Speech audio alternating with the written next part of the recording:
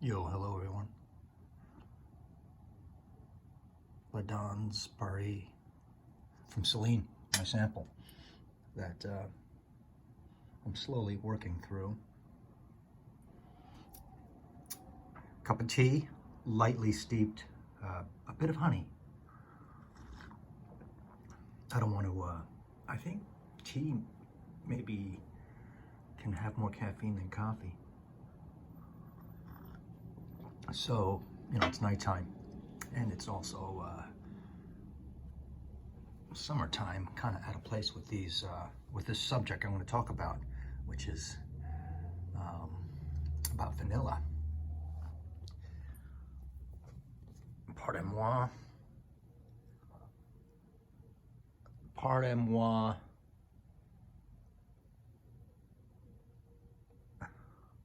The dirty living room as usual, and there's me with the hatchet job on the head. Was buzzing it and then did a deadly mistake, so I had to really grind into it and practically shave it all off. But with the testing of this,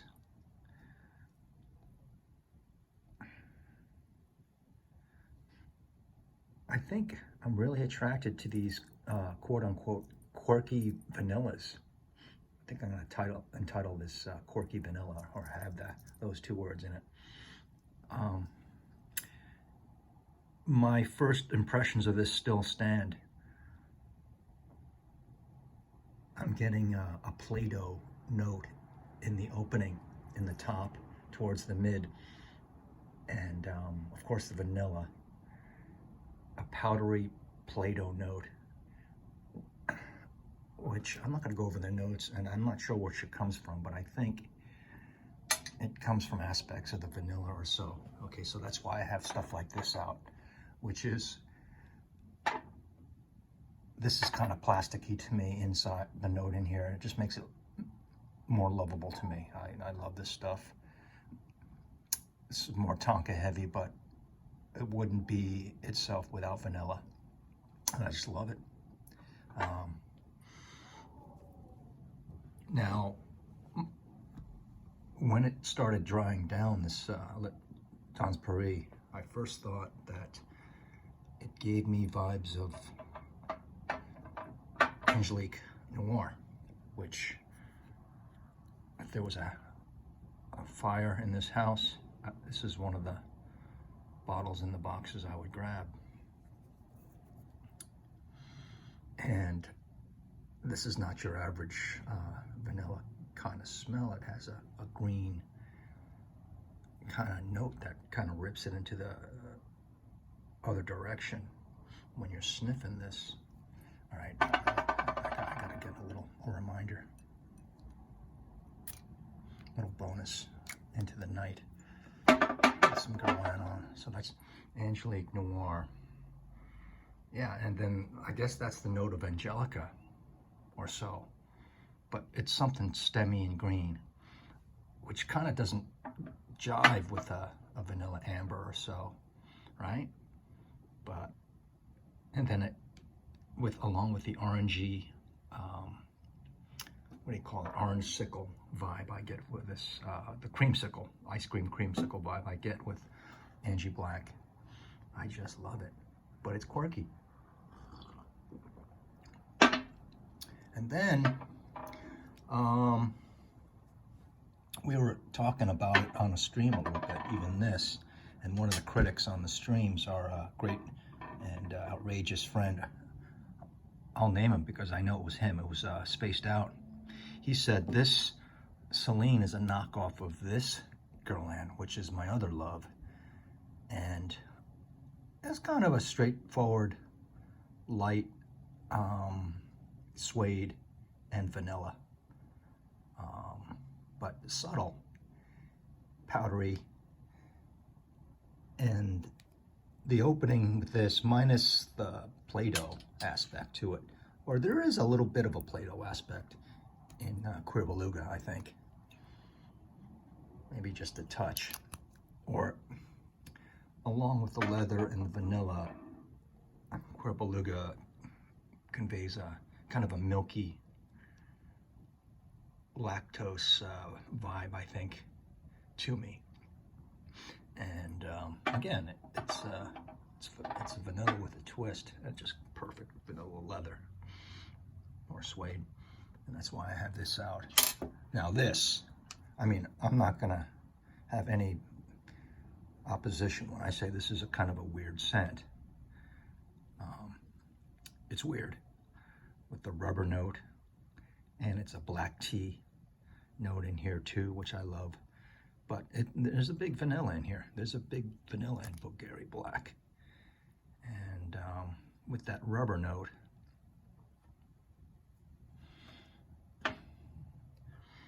I picked it out for this short video here. Yeah. Yeah, dang right. So, I don't know if I'm gonna get a bottle of this stuff. I would if I had money to, you know, if I had money that I wanted to throw away, I think this would be the first Celine I would get. Maybe that Rimbaud, but I think I can definitely conclude to myself that I love these kind of, I love vanilla, but with a little bit of a twist with them. Now I'm smelling the Angélique Noire, and it's got kind of that stemmy, fresh greenness along with the dark vanilla bean. So I can put these two closely together because, like I said, with the plastic note,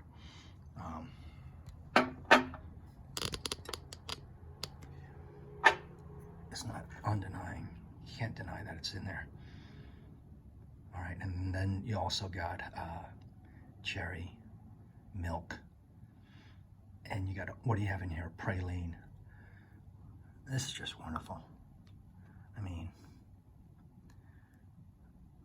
I'm glad people don't talk about it because I'll wear it.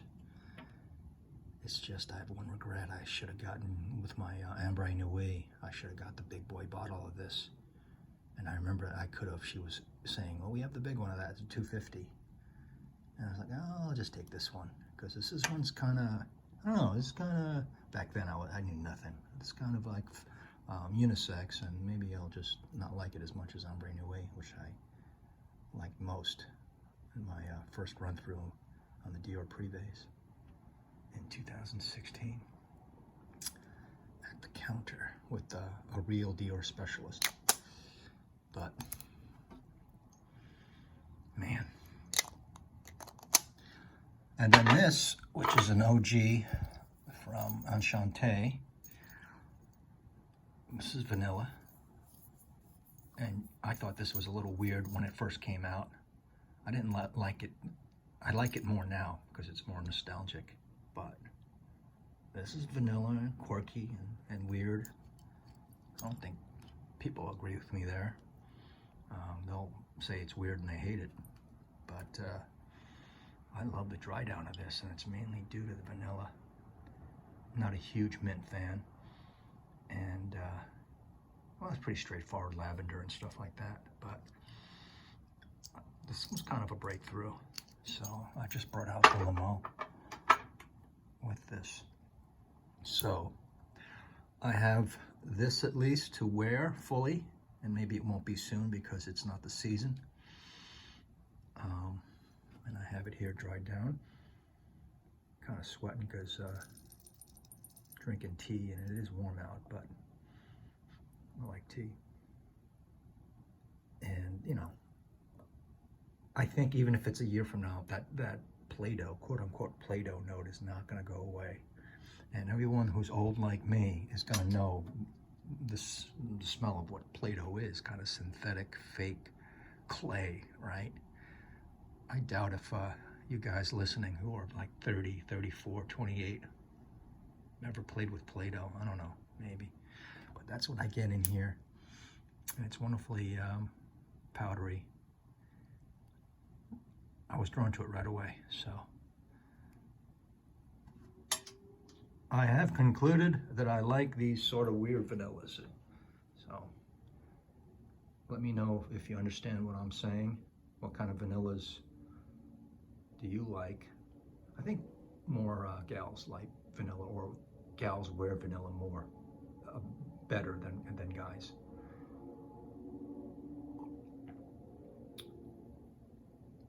That just seems to come off nicer off their skin, but vanilla's a hell of a note, no matter what. I think we all can not hate vanilla if it's just in a supporting role, but when it's just front row center in a lot of it, then it's going to get a lot of criticism, right? So, but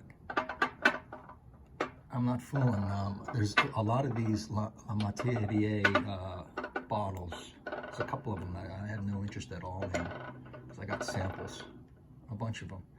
It's just these two, along with the Tonka Imperial. They're just, I'm smitten with them, and I love them, and I always will love them. So I'd grab these bottles, these three right here, and run if I had to, when the shit hits the fan, which will be soon.